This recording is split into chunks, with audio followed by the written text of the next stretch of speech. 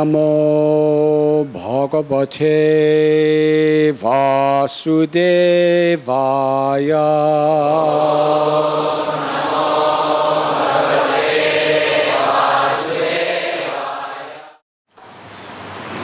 This is the section of the Bhagavatam and the particular verse that is for the ongoing classes every day. Some exceptional verses from another part of Bhagavatam were selected the last few days.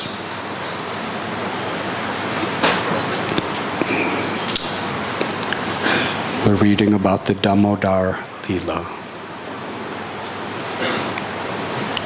wherein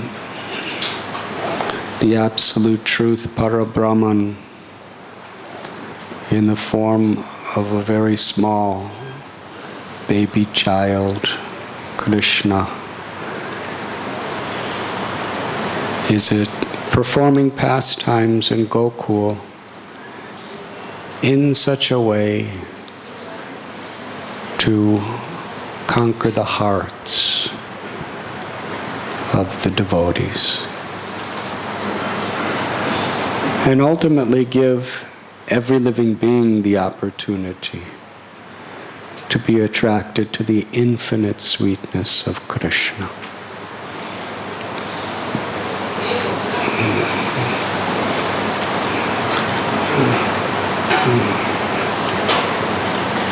In conventional religion or spirituality, God reveals himself as an all-powerful creator, maintainer, and destroyer of all that exists. Pronounces laws, absolute laws that are meant for everyone to follow, and gives heavenly rewards or hellish punishments to those according to how they respond to those laws. And that absolute truth or God manifests incredible, inconceivable power, strength, magnificence. And people obey initially out of fear of what will happen if they do not obey. And gradually, by obeying out of fear, after some time we become purified, and love awakens from within us. Of course, sometimes human beings,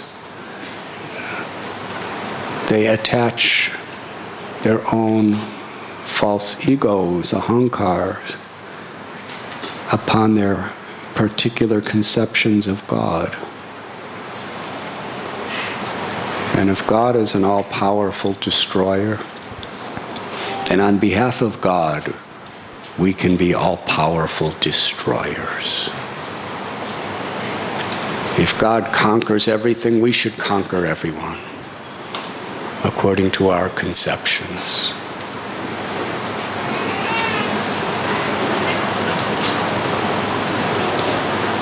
But actually, the power of God is not supposed to boost our ego.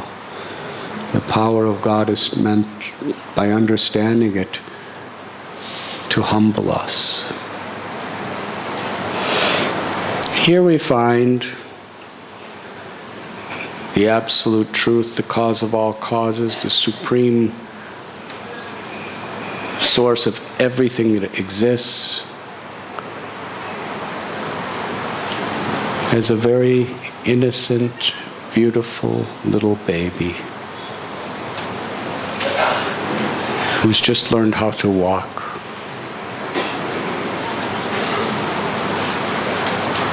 And although, as the Almighty God tells people to be obedient, here he's acting very disobedient.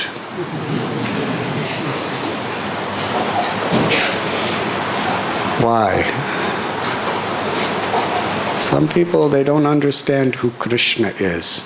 They say, how does God expect us to obey him if he doesn't obey? How does he expect us to follow rules if he doesn't follow rules? Krishna, his power, he has a Sudarshan chakra. When he was only 1 or 2 days old, he showed us what he could do to Putana. In the same little size he has, he delivered this incredible demon. There is no possible person who could be as demoniac as Putana in today's world. Yes, we have some cruel people. We have some terrorists, but can you imagine if Putana was here today?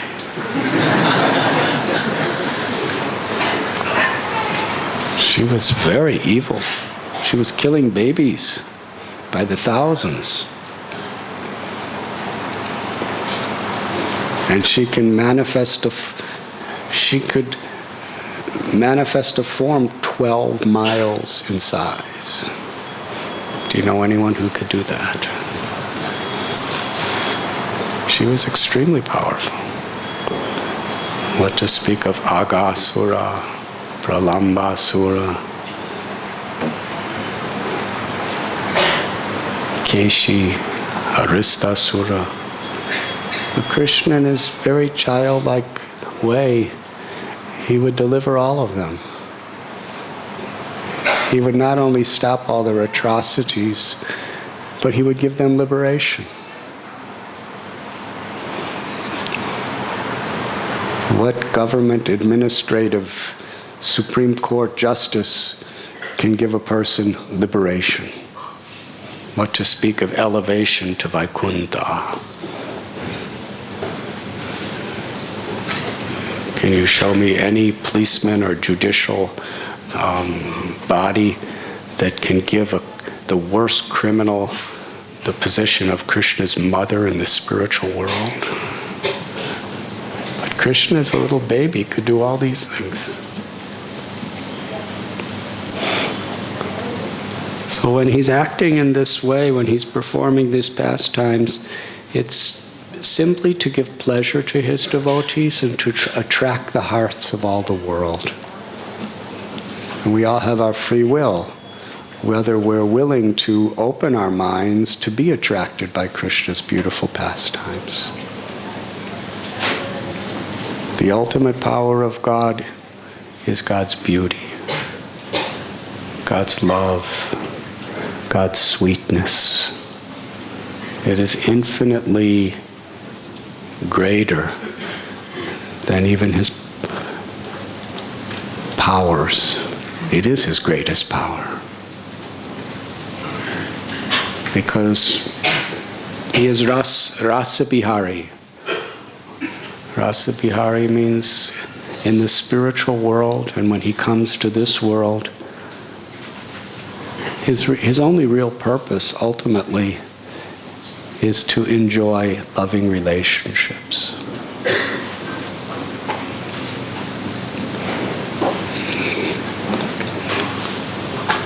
We are conquered by the love of Krishna, and Krishna willingly is conquered by the love of his devotee.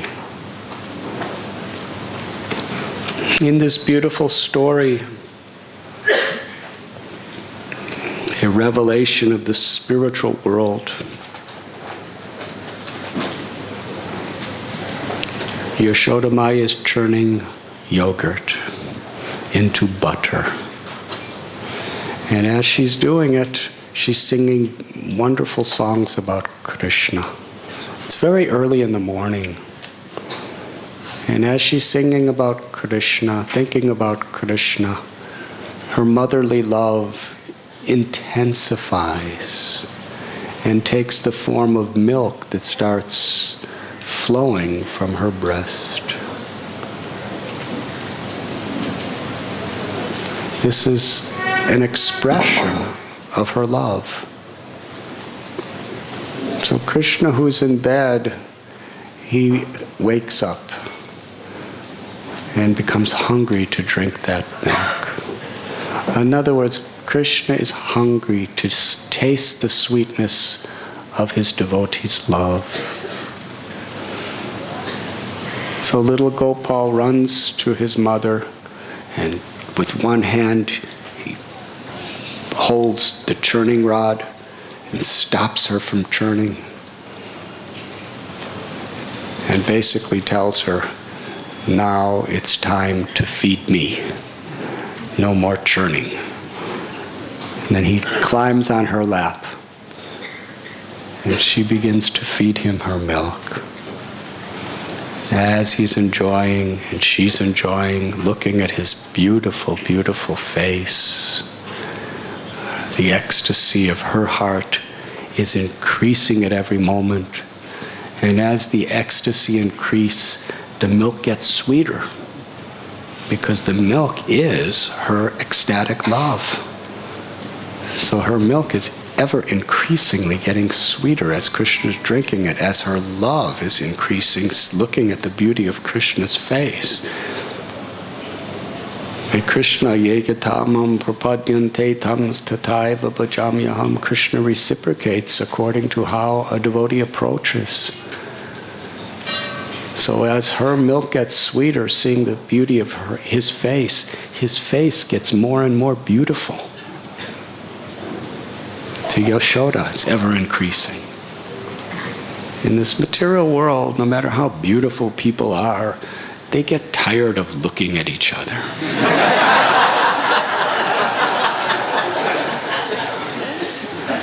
They always have to put on some new dress or some new cosmetics or something like that. But they get tired of looking at it. But Krishna and his devotees, this is the spiritual platform. Krishna's beauty is ever increasing. And this is achintya, inconceivable. This is the heart of inconceivability. How could the supreme, all-pervading, unlimited beauty increase in beauty infinitely for the rest of eternity? Does that make sense? It doesn't make sense. Can't make sense. But that's why it's the absolute truth. It's beyond our imagination. Krishna is the very summit, the culmination, the supreme whole of all beauty. How could something be completely whole? Completely whole means it contains everything. There's nothing beyond it. Yes? That's what whole means. Om Purnamada Purnamidam. Krishna is the absolute truth is the complete whole. It contains everything. Nothing can exist outside of it. But yet, it's ever increasing at every moment. For eternity. That is Krishna. Inconceivable. So Krishna she's seeing, her love is increasing, Krishna's beauty is increasing, her milk is getting sweeter and sweeter and sweeter, and Krishna's enjoying it.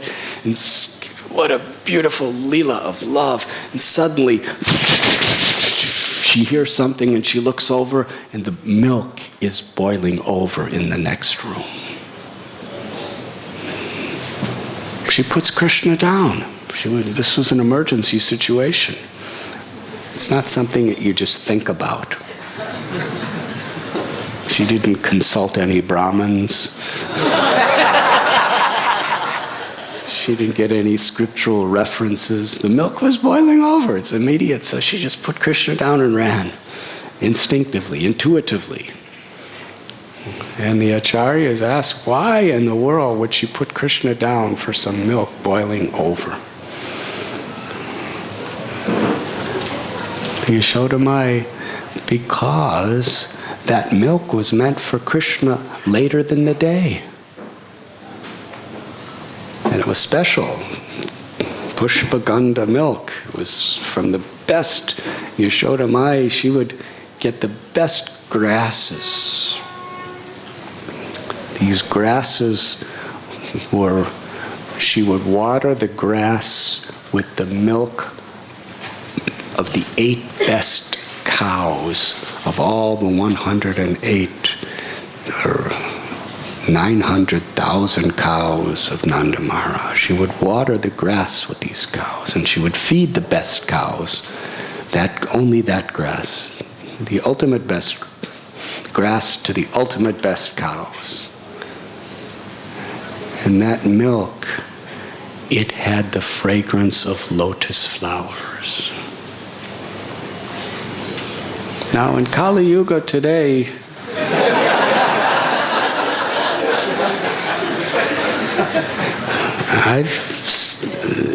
even lotus flowers hardly have any fragrance. Vrindavan Kadamba flowers have very nice fragrance. But this was very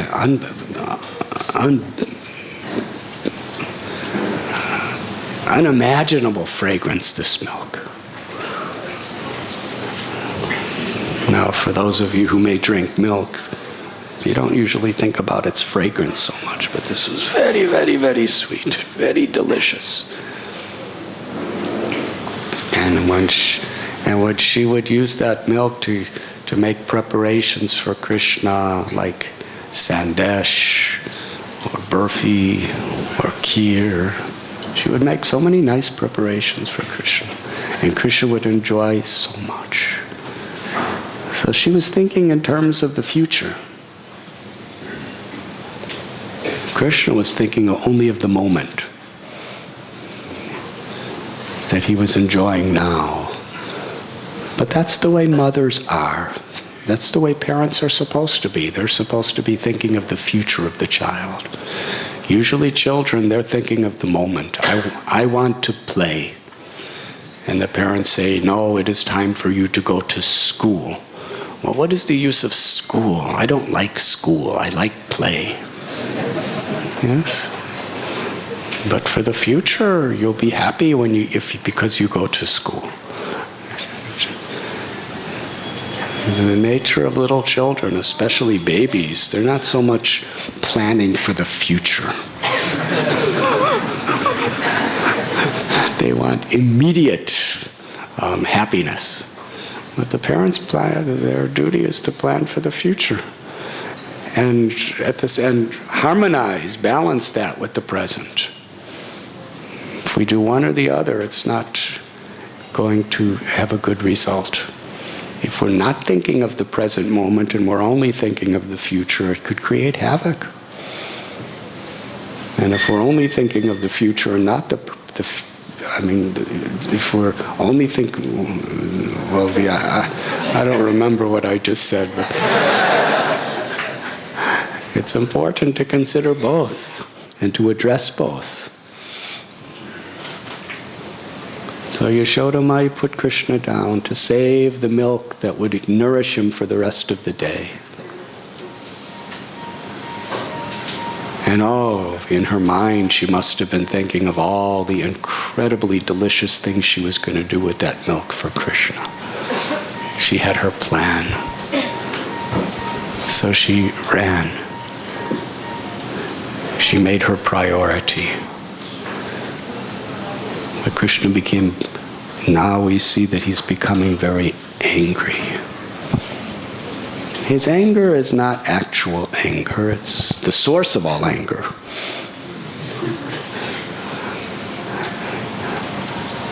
But it's ultimately meant always for the devotee's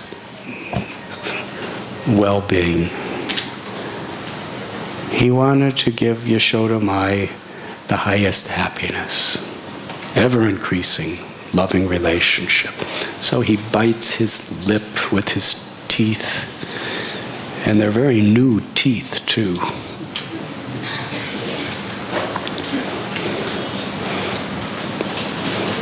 And he starts to cry.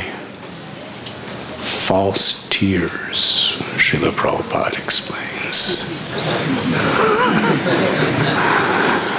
Now, how could the absolute truth have anything false?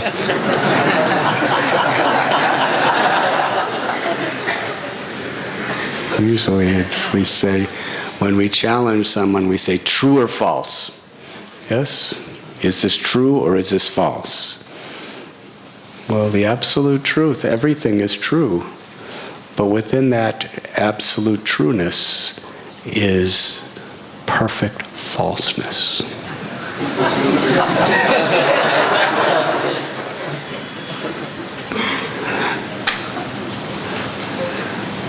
Because it's simply for the sake of increasing loving relationships. It's like churning the truth and getting so many variegatedness within that truth for the purpose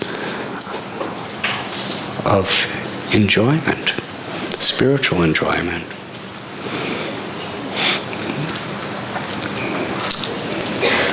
And he picks up a stone and breaks the pot of yogurt. And since I'm not giving Srimad Bhagavatam class tomorrow, I'm going to tell you what's going to happen tomorrow. And then he runs over to another room and he takes a grinding mortar, wooden for grinding spices, and he climbs up on it. And there's nice yogurt and butter, freshly churned butter actually, that's hanging from the ropes from the ceiling. It's hanging from the ropes of ceiling so that monkeys can't get it and so that Krishna can't get it. But Krishna climbs up and gets it and eats it and calls the monkeys of Vrindavan, and the monkeys come into the courtyard and he's feeding them with his own hand. He's giving each of them. He's distributing. It's food for life.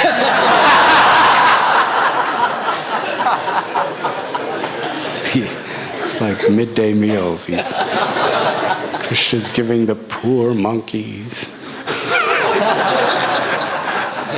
nice butter. And they're very happily eating. Can you imagine taking butter churned by Mother Yashoda with her love for Krishna, and Krishna's putting it in his mouth, and then he's taking his hand out of his mouth, and he's taking handful and putting it right in your hand directly. How fortunate are those monkeys? The monkeys are in complete transcendental happiness eating this butter. They're tasting. What a fortune to be a monkey in Vrindavan like this. Yashoda Mai is, when she's milking the cows, she's only thinking of Krishna's her love for Krishna. And then when she turns it into yogurt, she does it in her love for Krishna. And when she's churning, there's tears in her eyes and milk of love is coming out of her breast, and she's churning and singing beautiful songs for Krishna, and all that love is going directly right into the butter. And then Krishna's accepting it, and he's eating it with love. And as he's eating the butter, it's becoming his Mahaprasad. What spiritually surcharged, empowered Mahaprasad that butter is. And then Krishna is personally, with his own hand, with love and compassion, he's giving it to the monkeys. And all that love and compassion is going into the butter too. What is that taste? Those monkeys must have been absolutely intoxicated.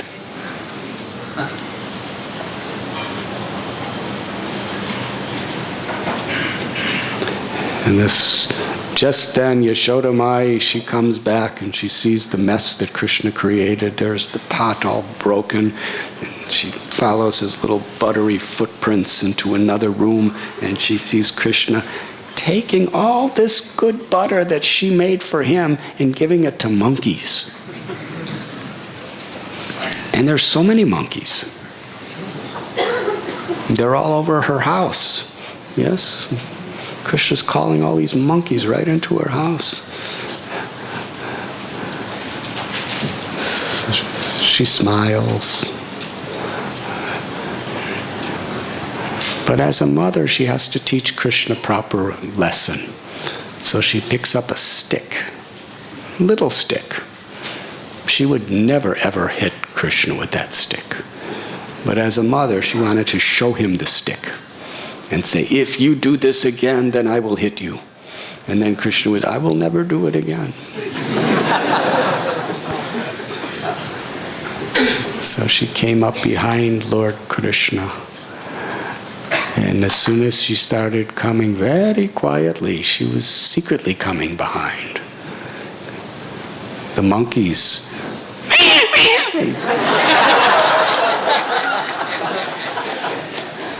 They saw Yashoda Maya with a stick.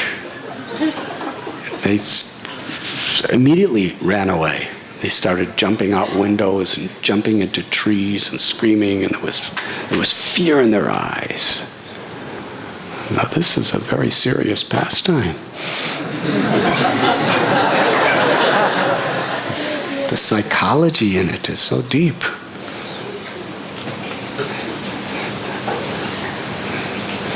We read, Vajahude manasri nanda nandana abhayat sharanara vindare. When we take shelter of Sri Nanda Nandana, we become fearless. Well, these monkeys, they took shelter of Sri Nanda Nandana.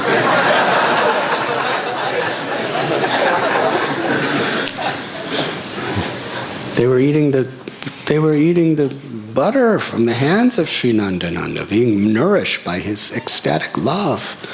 But when they saw Yashoda, they became very much afraid, spontaneously afraid. They screeched and ran away.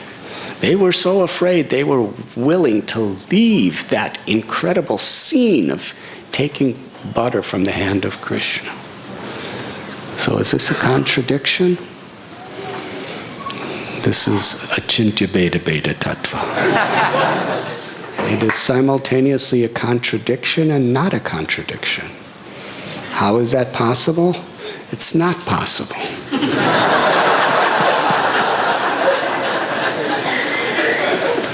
That's why it's transcendental, because it's not possible.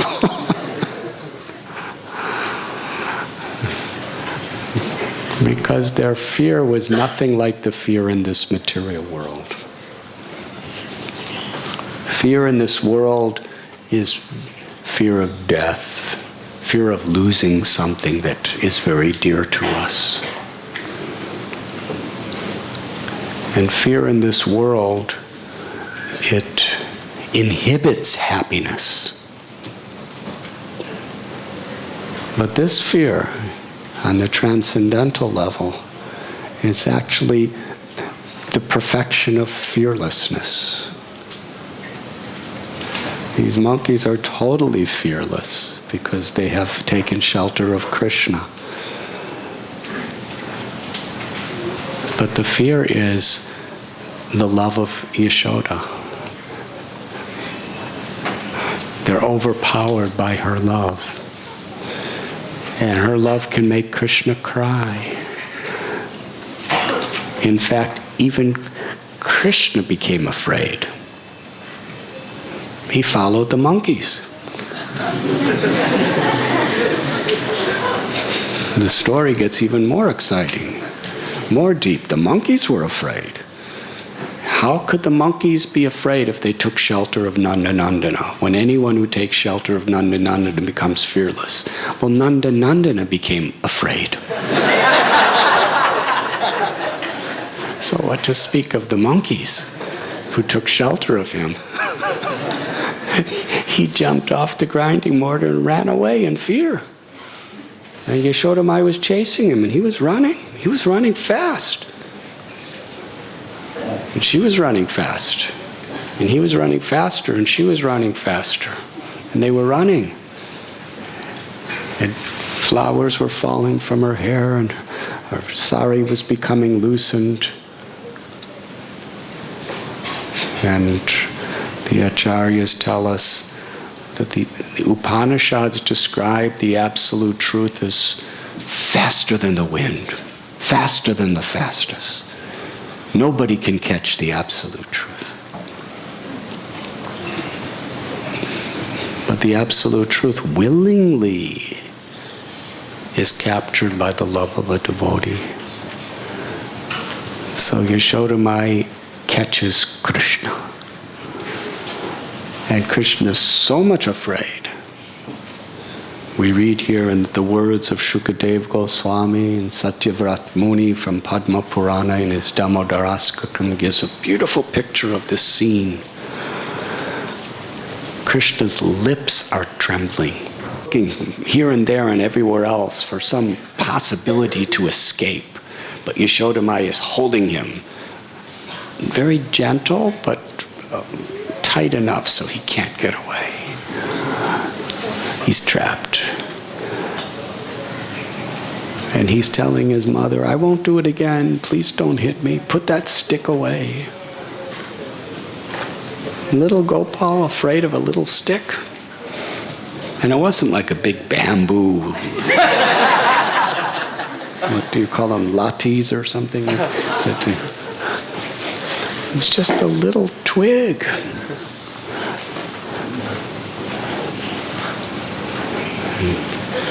He wasn't afraid of Putana.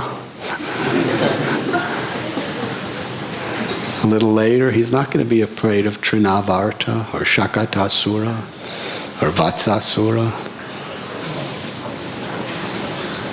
He's not even afraid of Indra. But he's afraid of this little stick. He's crying, please put that stick away. And Mother Yashoda throws the stick. So this beautiful pastime, it unfolds, and it has been told and retold hundreds of millions of times by great scholars, philosophers, and devotees throughout the ages.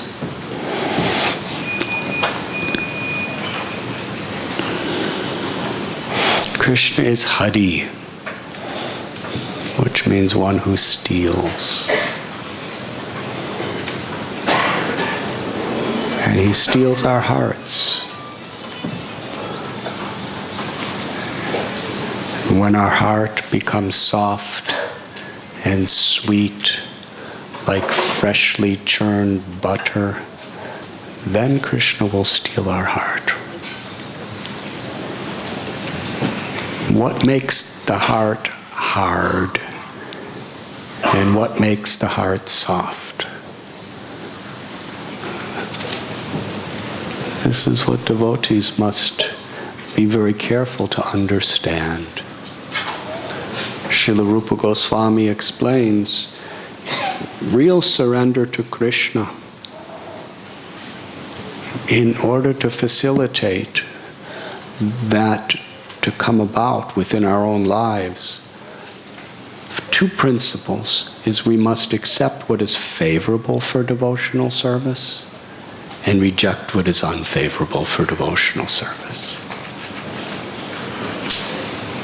We accept what makes the heart soft, and we reject what makes the heart hard.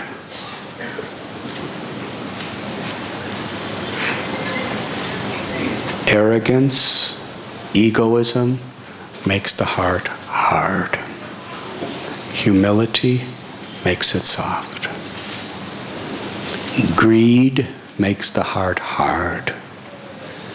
Generosity, a service attitude, makes the heart soft. The modes of passion and ignorance make the heart hard. The mode of goodness makes the heart soft.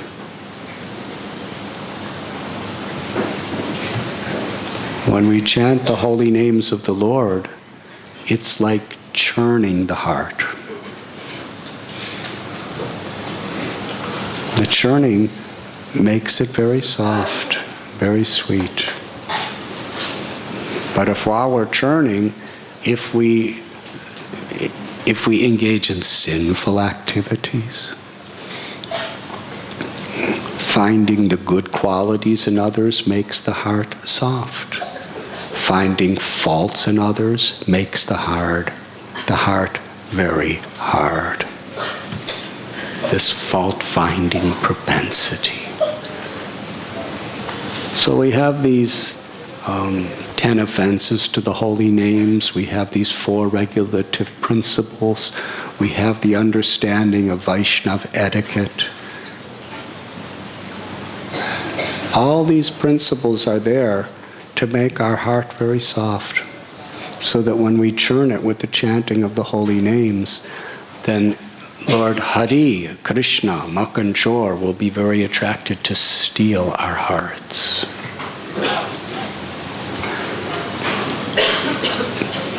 This is a science. And we find among devotees of the Lord,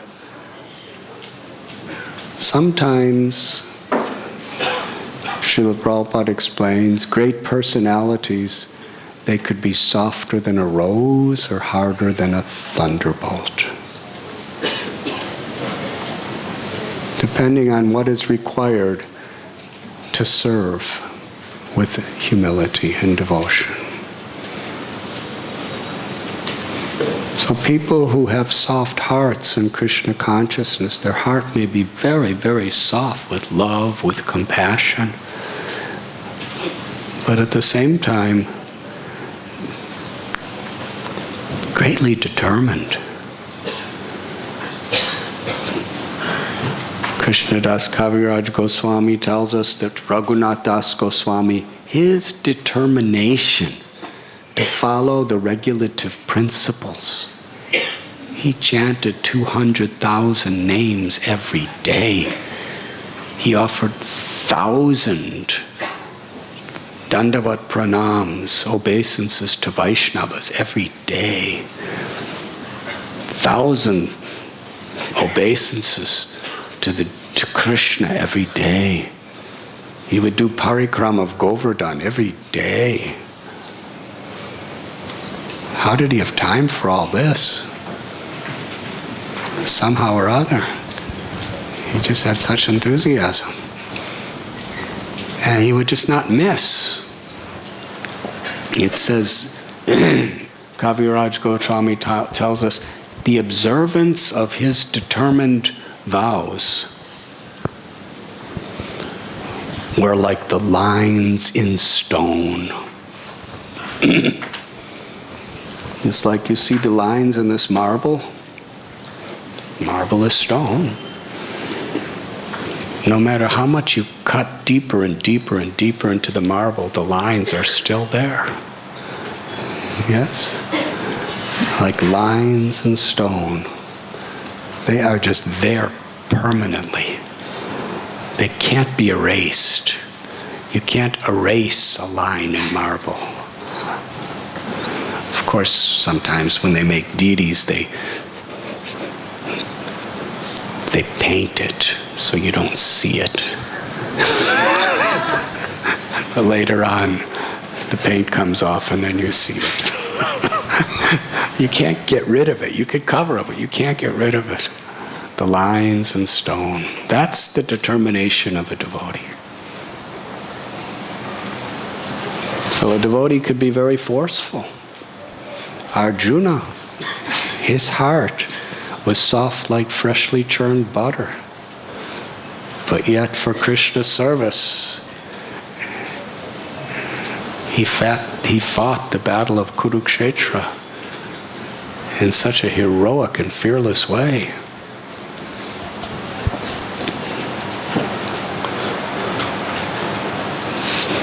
And that balance is a very, very important part of the true understanding of bhakti. It's not that bhakti means our heart becomes soft so we become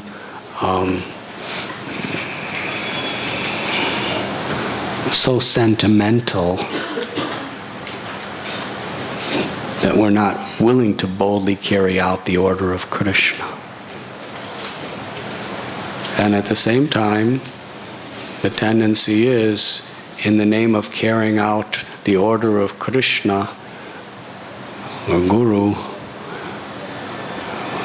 with determination, we can become very hard-hearted. Hanuman is another example. Who could have a softer heart than Hanumanji?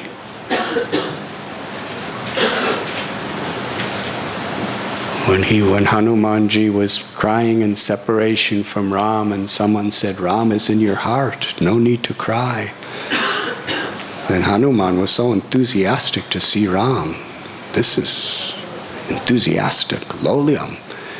He ripped open his chest and ripped open his heart. He wasn't concerned with anything except seeing Ram. How many of you have that enthusiasm? He didn't even think about it.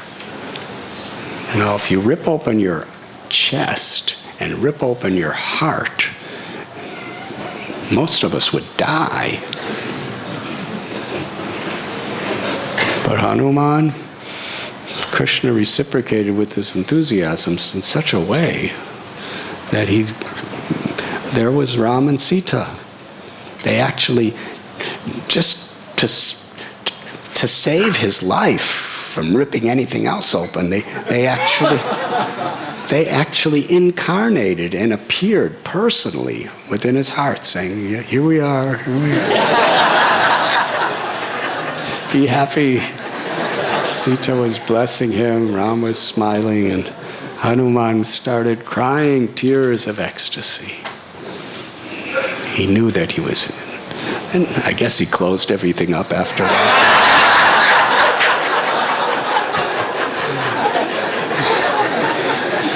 Because he knew they were the Lord was in his heart. That's all he needed to know. He didn't have to see them anymore. He knew they were there. So beautiful. So Hanuman, such a soft-hearted, loving person. Absolutely compassionate. But yet, when he was face to face with Ravana, he told, imagine, he's all alone. And you have Indrajit and all of the great military generals and the armies of Ravana surrounding you. And Ravana's right there. And Hanuman said to Ravana, "You are a fool, you are a coward." Now, if there's anything that is an insult to a Rakshasa warrior like Ravana, it's to call him a coward. Yes, in front of everyone. He publicly blasphemed Ravana in the worst possible way. That was his fearlessness.